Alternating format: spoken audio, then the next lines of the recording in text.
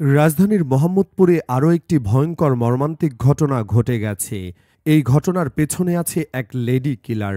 মাত্র ৪ দিন আগে এতিম পরিচয়ে কাজে যোগ দিয়ে গৃহকর্ত্রী লায়লা আফরোজ ও তার মেয়ে নাফিসা লাওয়াল বিনতে আজিজকে শেষ করে দিয়েছে আয়েশা নামের এক লেডি কিলার। ভিডিওটিতে থাকছে এই ঘটনার বিস্তারিত ও বাংলাদেশের আরও কয়েকজন লেডি কিলারের পরিচয়। চ্যানেলটি সাবস্ক্রাইব করে পুরো ভিডিওটি দেখতে থাকুন। ঢাকার মোহাম্মদপুরে এক শিক্ষক পরিবারের লোমহর্ষক জোড়া খুনের ঘটনা ঘটেছে, যা এলাকায় ব্যাপক আতঙ্ক ও চাঞ্চল্যের সৃষ্টি করেছে। মঙ্গলবার সকালে মোহাম্মদপুরের আবাসিক মডেল স্কুল ও কলেজের পেছনের একটি বাড়িতে গৃহকর্ত্রী আফরোজ এবং তার ১৪ বছর বয়সী স্কুল পড়ুয়া মেয়ে নাফিজাকে নির্মমভাবে হত্যা করা হয়। এই হত্যাকাণ্ডের পর থেকে তাদের নতুন নিয়োগপ্রাপ্ত গৃহকর্মী আয়েশা রহস্যজনকভাবে নিখোঁজ রয়েছেন। সিসিটিভি ফুটেজে দেখা গেছে আয়েশা বিনতে নাফিজার স্কুল পোশাক পরে ছদ্মবেশে বাসা থেকে পালিয়েছেন। পুলিশের প্রাথমিক ধারণা এটি একটি পরিকল্পিত হত্যাকাণ্ড এবং এর পেছনে লুটের উদ্দেশ্য থাকতে পারে। নিহত আফরোজের স্বামী আজিজুল একজন বেসরকারি স্কুলের শিক্ষক। প্রতিদিনের মতো তিনি ভোরে স্কুলে চলে যাওয়ার পর তার স্ত্রী আফরোজ এবং মেয়ে নাফিজা বাড়িতে ছিলেন। নাফিজা নবম শ্রেণীর ছাত্রী ছিল এবং ঘটনার আগের দিনই তার শেষ পরীক্ষা ছিল। এই শিক্ষক পরিবারের মাত্র ৪ দিন আগে মোহাম্মদপুরের বিহারি ক্যাম্প থেকে আয়েশা নামের এক কিশোরী গৃহকর্মী হিসেবে কাজ শুরু করে। সিসিটিভি ফুটেজ অনুযায়ী মঙ্গলবার সকাল ৭টা ৫২ আয়েশা কালো বোরখা পরে স্বাভাবিকভাবে বাড়িতে প্রবেশ করেন। কিন্তু সকাল ৯টা ৩৬ তাকে সম্পূর্ণ ভিন্ন পোশাকে অর্থাৎ নাফিজার সাদা স্কুল ড্রেস পরে মাথায় লাল ওড়না দিয়ে হিজাবের মতো করে বাঁধা, মাথায় ব্যাগ নিয়ে অত্যন্ত স্বাভাবিক ভঙ্গিতে বাসা থেকে বেরিয়ে যেতে দেখা যায়। বেরিয়ে যাওয়ার সময় তিনি বাড়ির দারোয়ানের সাথেও কথা বলেন। বেলা ১১টার দিকে শিক্ষক আজিজুল কাজ থেকে ফিরে আসেন। তিনি দরজায় কলিং বেল বাজিয়ে কোনো সাড়া না পেয়ে নিজের চাবি দিয়ে প্রবেশ করেন এবং ঘরের ভেতরে এক মর্মান্তিক দৃশ্য দেখতে পান। মেঝেতে তার স্ত্রী এবং মেয়ের রক্তাক্ত মরদেহ পড়ে আছে। ঘরের বিভিন্ন স্থানে এমনকি মেঝে এবং দেয়ালেও রক্তের ছোপ ছোপ চিহ্ন দেখা যায়। আলমারি ও অন্যান্য জিনিসপত্র তছনছ অবস্থায় ছিল। নিহতের গলায় একাধিক গভীর ছুরিকাঘাতের চিহ্ন ছিল।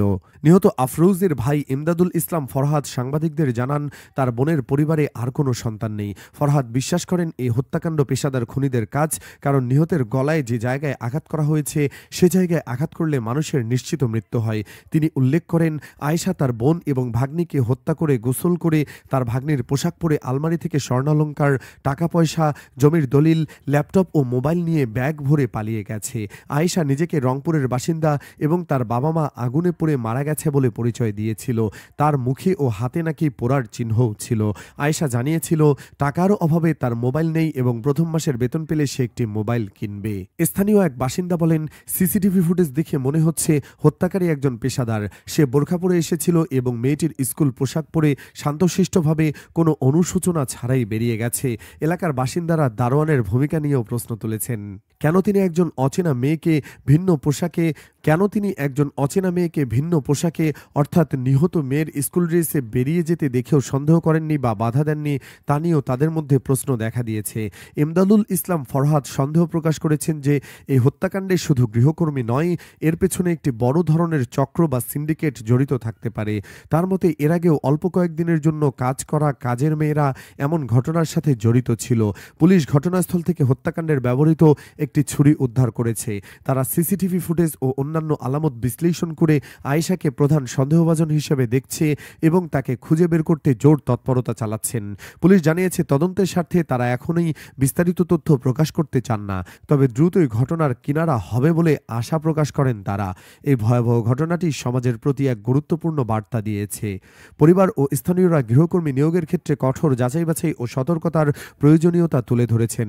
তারা বলেছেন, শুধুমাত্র পরিচিত জনের রেফারেন্সের উপর নির্ভর না করে গৃহকর্মীর পূর্ণাঙ্গ ছবি, আঙ্গুলের ছাপ, জাতীয় পরিচয়পত্রের ফটোকপি এবং স্থানীয় ঠিকানার সঠিক তথ্য সহ যাবতীয় কাগজপত্র সংগ্রহ করে রাখা অত্যাবশ্যক। এমন নিরাপত্তা ব্যবস্থার অভাবে যে কোনো পরিবার যে কোনো সময় এমন ভয়াবহ পরিস্থিতির শিকার হতে পারে বলে আশঙ্কা প্রকাশ করছেন এলাকাবাসী। তারা এই নৃশংস হত্যাকাণ্ডের সাথে জড়িত সকলের দৃষ্টান্তমূলক শাস্তি দাবি করেছেন, যাতে ভবিষ্যতে এমন ঘটনার পুনরাবৃত্তি না ঘটে। এর আগেও এদেশে নারী কর্তৃক এমন ঘটনা ঘটেছে। পুলিশ কর্মকর্তা বাবা ও মায়ের হত্যার ঘটনায় দেশজুড়ে আলোচিত ঐশী রহমানের কথা মনে আছে? ২০১৩ সাল থেকে কারাগারে থাকা ঐশীর বিরুদ্ধে ইতিমধ্যে যাবজ্জীবন সাজার রায় হয়েছে। ঐশী রহমানের বাবা ছিলেন পুলিশের বিশেষ শাখার বা এসবির পরিদর্শক মাহফুজুর রহমান। তার মা ছিলেন স্বপ্না রহমান। ২০১৩ সালের ১৬ সেপ্টেম্বর সকালে চামেলিবাগের বাসা থেকে পুলিশ পরিদর্শক মাহফুজুর রহমান ও তার স্ত্রী স্বপ্না রহমানের লাশ উদ্ধার করে পুলিশ। এর আগে ঐশী বাসা থেকে পালিয়ে যান। পরদিন ১৭ সেপ্টেম্বর মাহফুজুর রহমানের ভাই মশিউর রহমান এ ঘটনায় পল্টন থানায় হত্যা মামলা করেন। ওই দিন ঐশী পল্টন থানায় আত্মসমর্পণ করে তার বাবা মাকে খুন করার কথা জানান। ২০১৩ সালের ২৪ আগস্ট আদালতে স্বীকারোক্তিমূলক জবানবন্দি দেন ঐশী।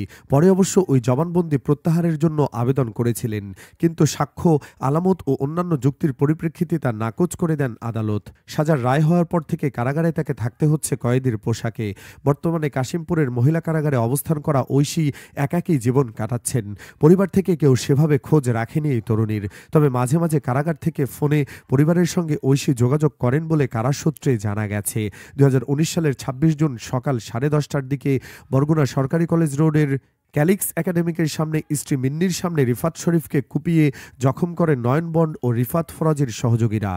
গুরুতর আহত অবস্থায় রিফাতকে বরগুনা জেনারেল হাসপাতালে নেওয়া হয়। পরে উন্নত চিকিৎসার জন্য তাকে বরিশাল শেরেবাংলা মেডিকেল কলেজ হাসপাতালে ভর্তি করা হয়। সেখানে চিকিৎসাধীন অবস্থায় রিফাত মারা যান।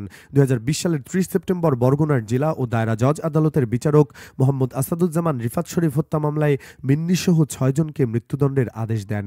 শুরুতে মিন্নিকে দোষী মনে না হলেও পরে ধীরে ধীরে বেরিয়ে আসে সেই মূল মাস্টার মাইন্ড। সেও এখন কারাগারে মরছে।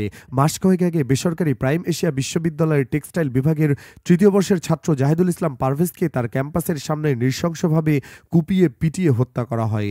এই হত্যাকাণ্ডে অংশ নেয় বিশ্ববিদ্যালয়ের ছাত্র অছাত্র কিশোর গ্যাংয়ের সদস্য। তবে মূল মাস্টারমাইন্ড এখানেও নারী।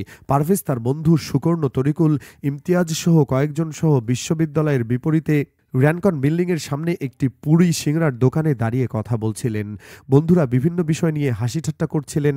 তাদের পেছনে দাঁড়ানো ছিলেন ইউনিভার্সিটি অব স্কলার্সের 2 ছাত্রী ও তাদের বন্ধু প্রাইম এশিয়ার মেহরাজ ইসলাম, আবু জহর গিফফারি পিয়াস এবং মাহাতির হাসান।